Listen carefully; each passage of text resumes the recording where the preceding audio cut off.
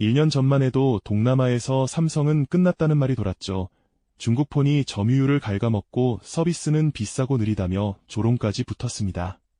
그런데 2026년 지금 성적표가 완전히 뒤집혔습니다. 동남아 1위가 다시 삼성으로 돌아왔다는 보고서가 튀어나왔거든요. 이건 단순한 순위 싸움이 아닙니다. 한국 수출의 전초기지에서 누가 살아남는지, 그리고 다음 위기가 어디서 터질지 알려주는 신호입니다. 그래서 오늘은 숫자 자랑이 아니라 샤오미와 오포가 밀고 들어온 전장에서 삼성이 어떤 방식으로 판을 다시 짰는지 추적해 보겠습니다. 먼저 동남아가 왜 중요하냐면 인구가 6억 명을 넘고 평균 나이가 젊어서 앞으로의 소비가 여기서 터지거든요. 여기서 밀리면 미래가 흔들립니다. 중국 업체들이 노린 건 딱 하나였죠. 삼성의 빈틈인 20만 원에서 30만 원대 초저가 구간을 물량으로 덮어서 사람 손을 먼저 잡는 전략이었습니다. 화면은 크고 배터리는 길고 가격은 반값. 동남아처럼 가격 민감한 시장에선 이 조합이 너무 강력해서 삼성 점유율이 확 꺾인 나라들이 나왔습니다. 여기서 보통 기업들이 하는 실수는 할인으로 맞불을 놓는 건데, 그러면 브랜드는 망가지고 마진은 무너지고 결국 더 싸게 파는 쪽이 이기게 됩니다. 삼성은 방향을 바꿨습니다. 가격을 내려서 이기는 게 아니라 같은 가격에서도 더 오래 쓰고 더 안전하고 더 똑똑하다는 느낌을 심는 쪽으로 갔거든요. 핵심이 갤럭시 A 시리즈였습니다.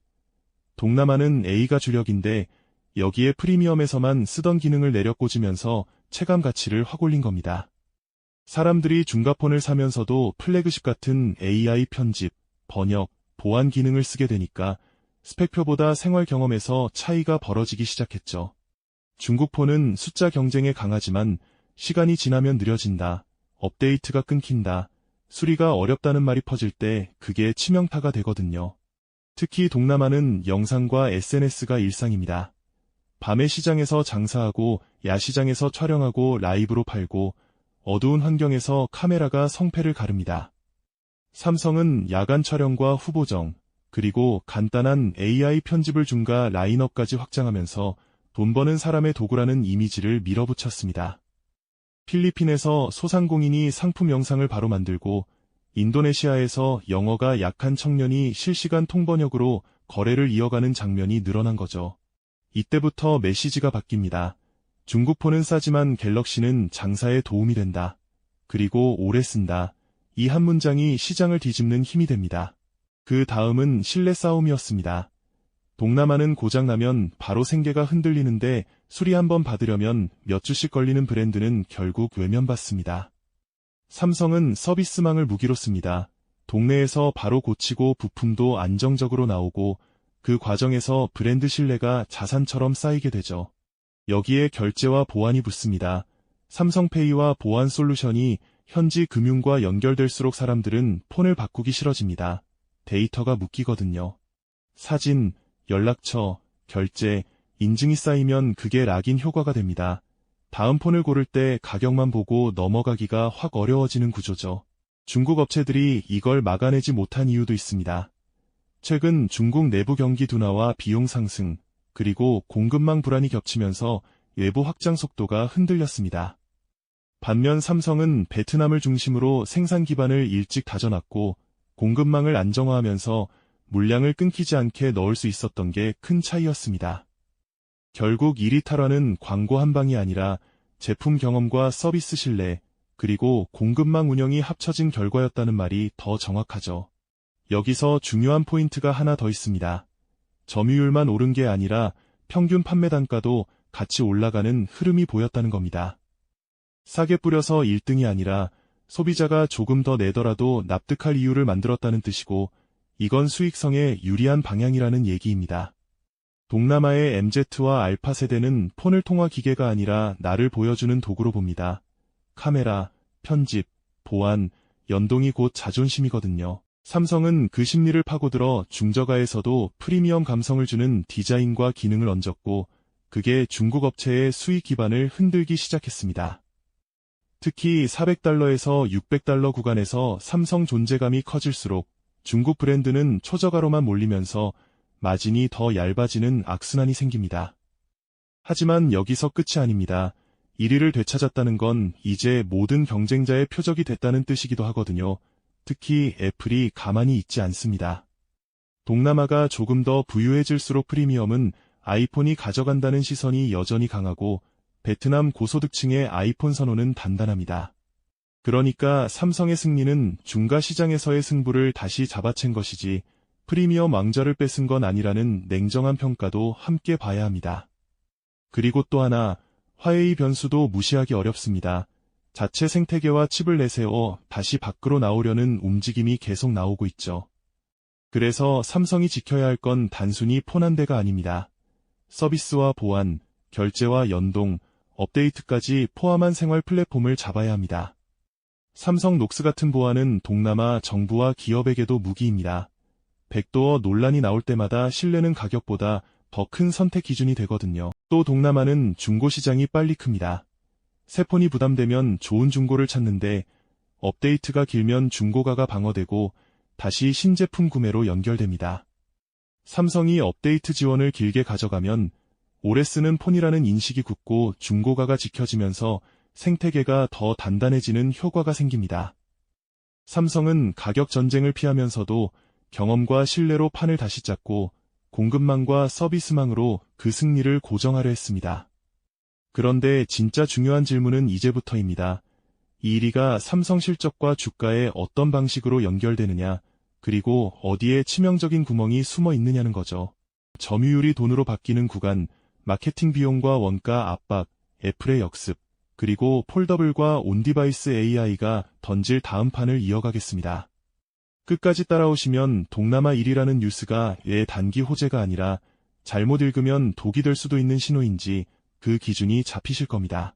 삼성이 동남아 1위를 되찾았다는 소식, 듣기엔 통쾌하지만 시장은 바로 이렇게 묻습니다. 그래서 이걸로 돈을 얼마나 남길 수 있느냐는 거죠. 점유율은 박수받고 이익은 냉정하게 계산됩니다. 특히 동남아는 마케팅비와 유통비가 세게 붙는 시장이라 더 그렇거든요. 게다가 1위를 되찾는 과정은 늘 피를 흘립니다. 뺏긴 자리를 다시 가져오려면 처음 들어갈 때보다 훨씬 더 큰 비용이 드는 게 현실입니다. 축배를 들기 전에 삼성의 속사정과 다음 위협, 그리고 우리가 봐야 할 진짜 체크포인트를 정리해 보겠습니다. 먼저 가장 중요한 팩트부터 봐야 합니다. 삼성은 단순히 폰을 많이 판 게 아니라 현지 생산과 유통을 더 깊게 박아 넣는 방식으로 전장을 바꿨습니다. 베트남 공장의 가동률을 끌어올리고 국가별로 조립과 물류를 더 촘촘히 묶으면서 공급을 끊기지 않게 만든 거죠. 이게 1등의 기본 체력입니다. 이 전략은 중국 업체의 단순 물량 공세와 다릅니다. 그 나라에 일자리와 생태계를 깔아두면 정치와 규제에서도 버틸 힘이 생기거든요. 동남아 정부들이 현지 투자와 고용을 얼마나 중시하는지 생각해보면 이건 제품 전략이면서 동시에 외교 같은 전략이기도 합니다. 하지만 이런 현지화는 공짜가 아닙니다. 공장을 돌리고 라인을 늘리면 고정비가 커지고 마케팅도 강하게 치러야 하니 단기 이익은 눌릴 수밖에 없죠. 그러니까 1위 소식이 나와도 분기 실적이 바로 폭발하진 않습니다. 오히려 비용이 먼저 튀는 구간이 나올 수도 있는 구조입니다. 여기서 사람들이 착각하는 게 하나 있어요. 점유율이 오르면 무조건 영업이익도 같이 오를 거라고 믿는 건데 현실은 반대로 움직일 때가 많습니다. 특히 중가시장은 박리담회에 가까워서 작은 원가 상승이나 환율 변동이 이익을 크게 흔들 수 있는 민감한 구간이거든요. 그럼에도 삼성이 왜 이 판을 밀었느냐? 이유는 단순합니다. 동남아를 놓치면 가전과 서비스까지 같이 흔들리기 때문입니다. 삼성은 동남아에서 폰만 파는 회사가 아닙니다. TV, 에어컨, 냉장고까지 강하게 깔려 있고 폰은 그 모든 걸 묶는 리모컨이 될 수 있죠. 스마트폰이 집안의 관제 센터가 되면 잠금 효과가 생깁니다. 폰을 바꾸는 순간 집안 연동이 꼬이니까 소비자가 쉽게 이탈을 못하거든요. 즉, 폰 1위는 단독 승리가 아니라 삼성 생태계 전체를 지키는 방패이고 이걸 놓치면 중국 업체가 집 안까지 들어오게 되는 겁니다. 이제 리스크를 보겠습니다. 가장 큰 변수는 애플입니다. 동남아가 조금만 더 부유해지면 프리미엄 시장은 아이폰이 가져갈 거라는 가정이 강하죠. 애플이 만약 동남아의 맞춤 중가 라인업을 더 공격적으로 밀면 삼성의 중가 승리는 흔들릴 수 있습니다. 특히 베트남과 말레이시아가 중요합니다. 여기에 애플의 공급망 다변화가 붙습니다. 동남아 현지 생산이 커지면 가격 경쟁력도 좋아지고 그러면 아이폰의 벽이 더 낮아질 수 있거든요. 삼성 입장에선 중가에서 1등을 해도 프리미엄에서 밀리면 브랜드 상징성이 흔들릴 수 있다는 점이 불편한 현실입니다. 두 번째 변수는 중국의 2차 파도입니다. 지금 중국 업체들이 잠깐 조용해 보여도 동남아에서 밀린 걸 그대로 놔둘 가능성은 낮습니다. 중국 업체들은 가격을 더 내리거나 카메라와 배터리 같은 체감 스펙을 더 밀어붙이면서 다시 초저가 구간을 잠글 수 있습니다. 여기서 무서운 건 초저가를 다시 먹히면 신규 사용자 유입이 그쪽으로 빨려 들어간다는 겁니다. 결국 미래 고객을 빼앗기는 싸움이 되죠.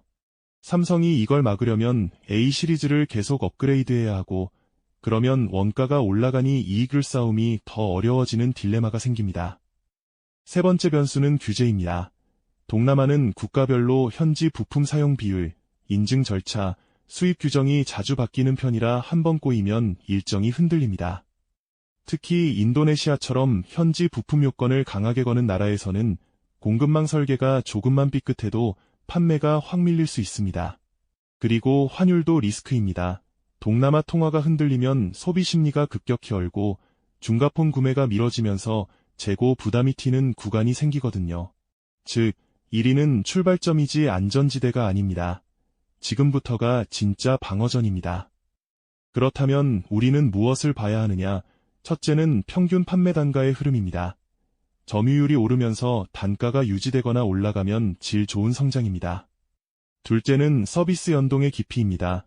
삼성월렛과 보안, 그리고 앱 생태계가 얼마나 현지 생활에 붙는지, 이게 붙으면 가격 경쟁이 무뎌집니다. 셋째는 업데이트 정책이 만드는 중고가 방어입니다. 중고가가 지켜지면 신제품을 살 이유가 커지고 브랜드 충성도가 자연스럽게 쌓이거든요. 넷째는 AI 기능의 현지화입니다.